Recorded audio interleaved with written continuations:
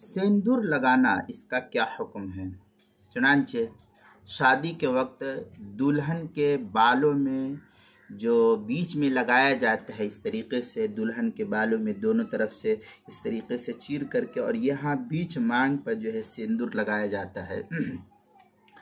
تو اس طریقے سے سندور لگانے کی رسم یہ اسلام میں نہیں ہے۔ یہ ایک ہندوانہ رسم ہے جس کا استعمال مسلمانوں کے لیے قطعی طور پر جائز نہیں، یہ ناجائز اور حرام ہے۔ اس سے احتراز کرنا سخت ضرورت کی چیز ہے۔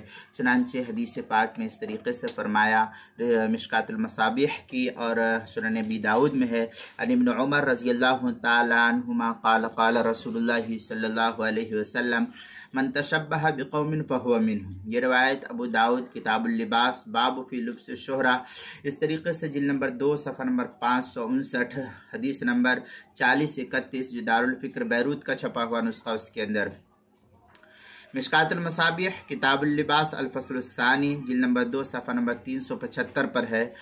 بذل المجہود کے اندر ہے، قال القاری ای من شبہ نفسہ بالکفار مثلا فی اللباس وغیرہ او بالفساق او الفجار او باہل التصوف والصلح الابرار۔ اس طریقے کی عبارت جو ہے بذل المجہود کتاب اللباس باب فی لبس الشہرہ جلد نمبر 12 صفحہ نمبر 59 جو مکتبہ دارالبشائر الاسلامیہ کا چھپا ہوا نسخہ۔ اسی طریقے سے مرکات المفاتیح کتاب اللباس الفصل الثانی جلد نمبر 8 صفحہ نمبر 255 حدیث نمبر 4347 ہے جو مکتبہ رشیدیہ کا چھپا ہوا نسخہ ہے۔